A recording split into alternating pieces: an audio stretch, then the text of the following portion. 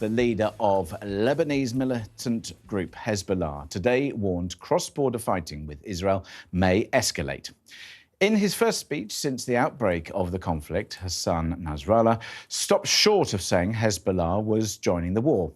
He said the terror group's involvement was already sizable and operations were increasing day by day, implying Hezbollah was ready to confront US warships in the Mediterranean, saying, "Your fleets do not scare us." He called Hamas's attack on October the 7th a glorious jihadi operation, but denied having any role in it.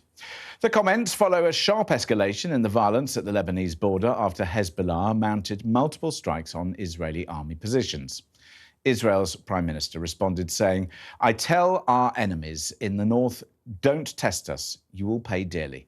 Tonight, Benjamin Netanyahu announced there would be no ceasefire until hostages taken by Hamas are returned. His speech was followed by reports that scores of people have been killed and injured in an Israeli airstrike on an ambulance convoy near a hospital in Gaza.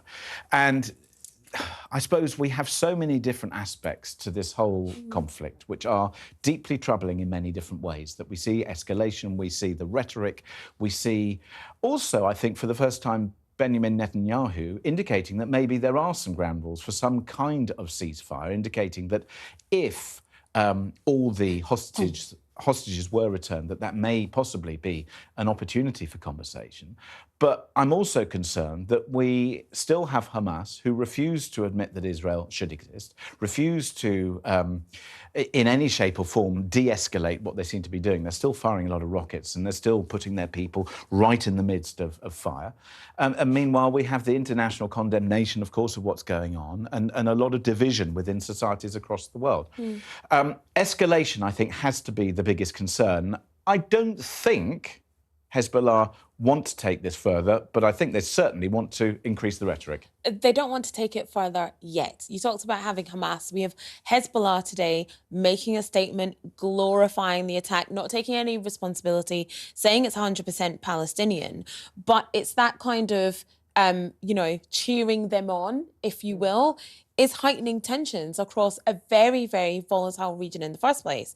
I think it's interesting, actually, that there was mention of if the hostages are released, this could be a road to a ceasefire. But Hamas will never do that because the hostages are their collateral. They need that to still be in a conversation with the international community. They are pawns. And they're going to continue to use them as pawns. And also, I was reading that, in fact, that some of these hostages are no longer even held by Hamas. They're held by another organisation called Islamic Jihad, so they can't even guarantee that they can hand them back. Also, Israel's in that difficult position because in 2011, it doesn't want to do a repeat of this. 2011, it released more than 1,000 Palestinian prisoners. In return, they had for one Israeli soldier. Oh, wow. And the Palestinians, amongst the Palestinians that they released, were those who were convicted of terrorism or suspected of terrorism, one of whom was the man who is believed to be the Hamas leader who was in charge of the October the 7th massacre. So, it is a very difficult thing. Plus, just to come back to that ceasefire, Hamas has said it won't abide by a ceasefire. So there's also that part in there. I mean, one thing all of these terrorist organisations have in common is they are all basically the puppets of Iran. That's who's behind a lot of this. That's who curated the 7th of October atrocities. That is who is now ramping up the rhetoric via these useful idiots, if you will. I mean, they're pretty nasty outfits, let's remember that. I think one of the most striking things when you listen to his speech was the fact that he started off thanking all of the people who took to the streets around the world in protest saying, you are supporting our cause. And we've had intelligence in the UK that Iran has indeed helped with an uptick of activism, whether it be through radical clerics or whether it be through faux charities. They have massive bot farms. And I hope actually that what this speech does today is a wake-up call to the West, because we have been far too soft on Iran for far too long. Do you think we've been too soft, though, on these people who are protesting, the people who are ripping the Labour Party apart? Yes. Calling for a ceasefire on the basis that they seem not to understand what Hamas stand for, who's funding it, and the fact that we really do. It's all part of Tehran's playbook. They're doing the bidding of these crazy people. What's the difference between a ceasefire and a humanitarian pause? I don't see there being any difference. I think wait, I'm not finished. It's just words, ultimately. Netanyahu now is saying, if you release the hostages, we may have a ceasefire. I think because the US Blinken, the Secretary of State for the US, is saying, now actually want humanitarian pause. And I think it's just wordplay. There's a massive difference. I don't see a real There is difference. a big There's a difference. massive Yeah, difference. it's a A big ceasefire is when you have an official agreement that is,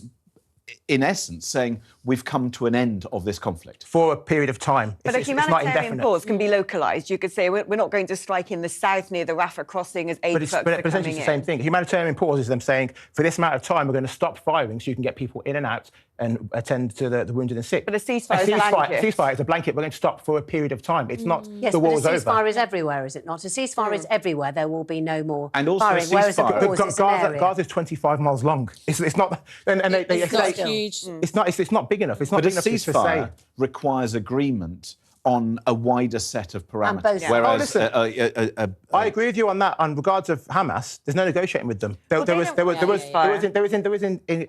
guess in practice there was a ceasefire until October 7th. Do you know what I Yeah. mean? You cannot trust Hamas.